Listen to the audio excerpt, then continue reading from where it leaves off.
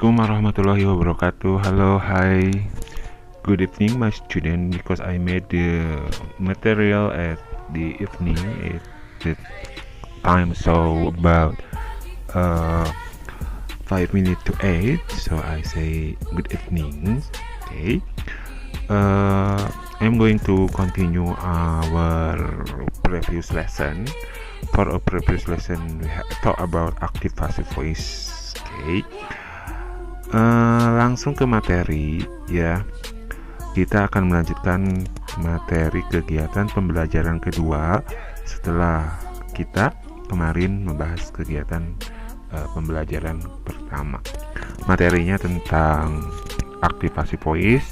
Jadi kalau kemarin kalian tahu rumus-rumus aktivasi voice, konsepnya bagaimana, penggunaannya.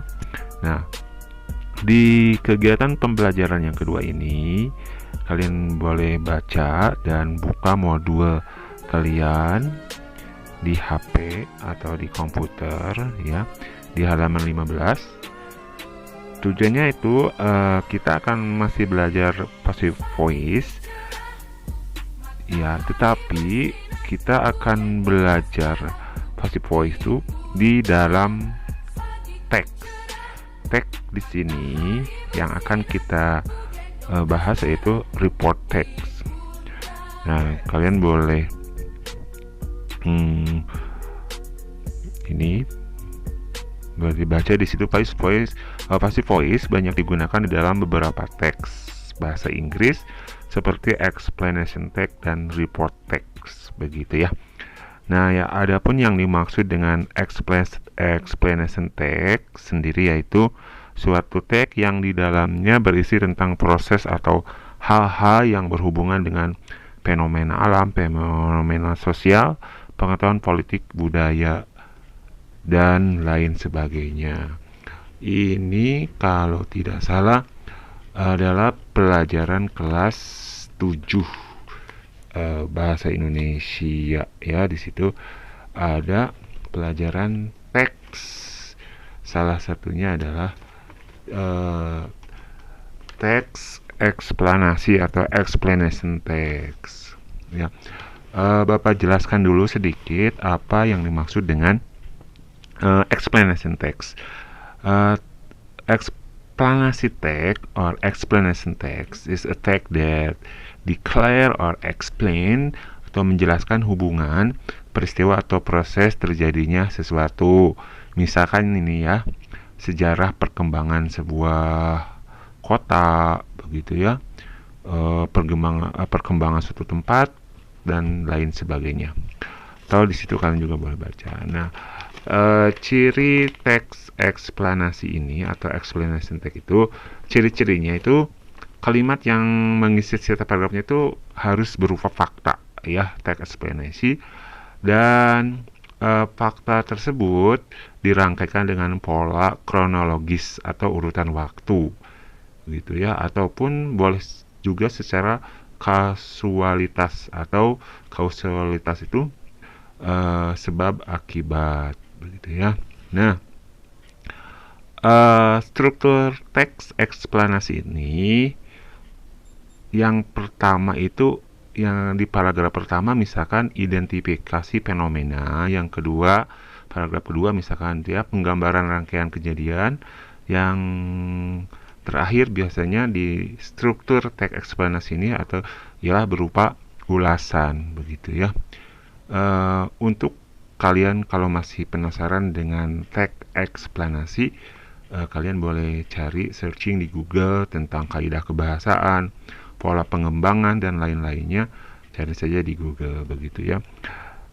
Lanjut, itu teks eksplanasi. Dan yang kedua kita akan belajar passive voice di dalam report text gitu ya.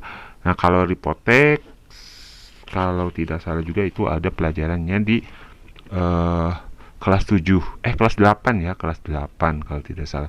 Explanation text juga di kelas 8 kalau tidak salah. Nah, kalau teks berita atau report text ya, atau laporan,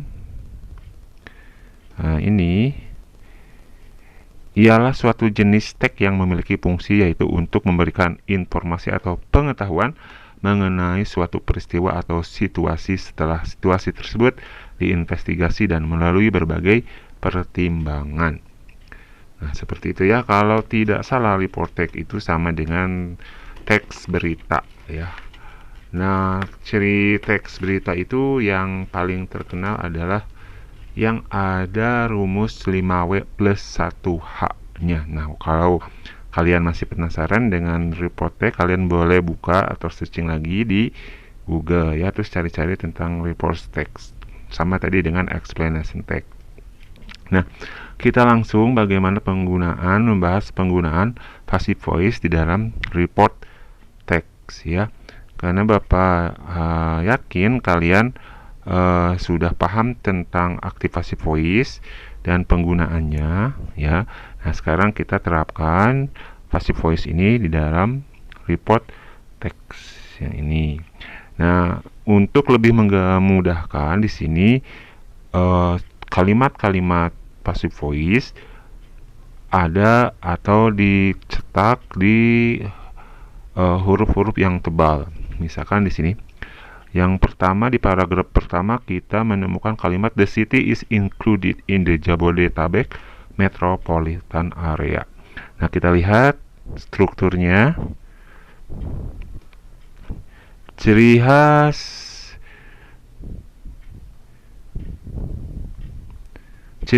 kalimat ini ya, kalimatnya ini. Nah, ini adalah kalimat passive voice. Ciri khasnya adalah ini subjek, ada be, diikuti oleh be, auxiliary verb to be ya. Kalau kita mengenal dengan kata-katanya are, am, is, was, were, diikuti oleh nah ini kata kerja ketiga. Nah, itu pola passive voice di simple present tense ya. The city is included. Nah, jadi kota itu included, masuk atau termasuk di Jabodetabek, begitu ya. Di paragraf kedua di dalam report text ini yang dicetak tebal. Nah, ini kalimat itu ya.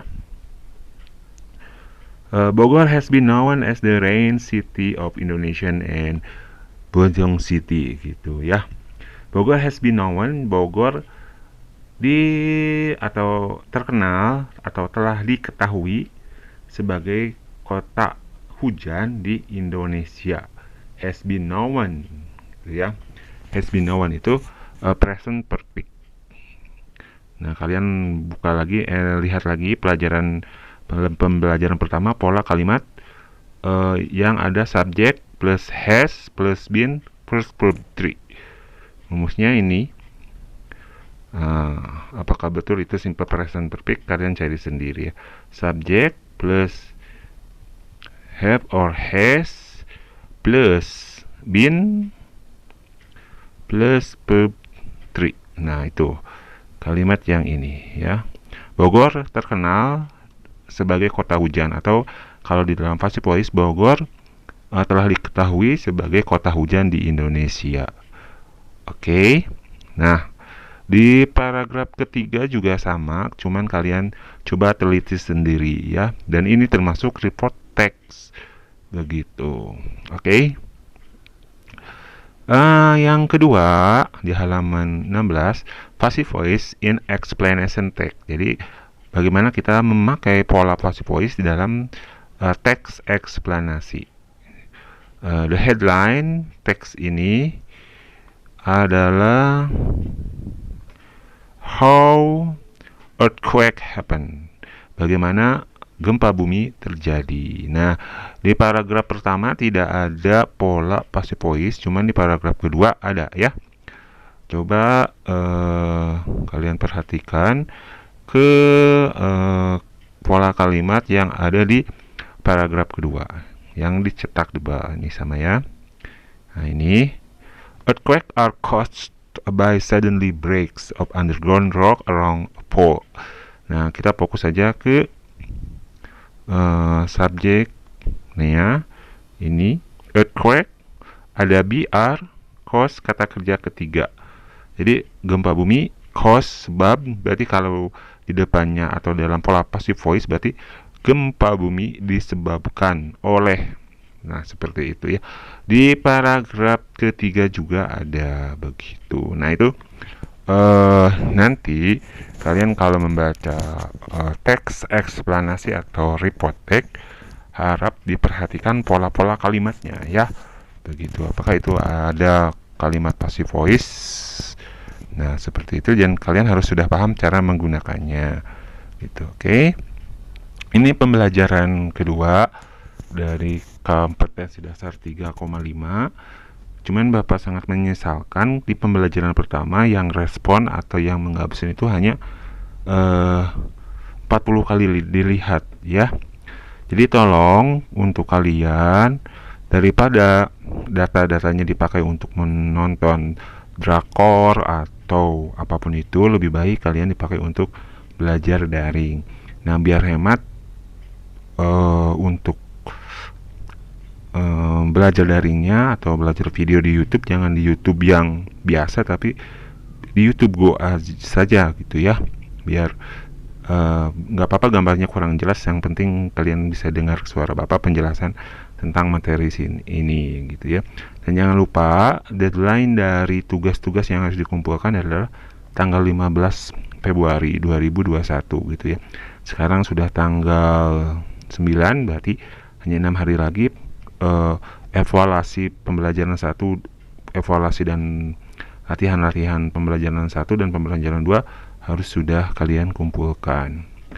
Oke, nah rangkumannya di situ kalian bisa baca sendiri pembelajaran kedua ini. Jadi kita hanya belajar tentang passive voice, penerapan passive voice di dalam explanation text and report text, seperti itu ya. Oke, nah di situ yang D, penugasan mandirinya. First, read thoroughly to understand text 1 and 2. On part B, make sure that you know the meaning of every word and every part of this text. Nah, di situ teksnya tidak ada ya. Cuman teks 1 di situ tadi apa? Oh ya, teks 1 itu, tapi tidak usah lah, itu diraba saja ya. Oke, langsung ke latihan soal saja. Teks 1, oh ini ya, berarti teks 1-nya di bawah ya. Teks 1 tentang mobile phone. Nah, ini teks 1 mobile phone, ini teks 1-nya. Teks 2-nya tsunami. Tsunami. Nah, kalian berarti periksa.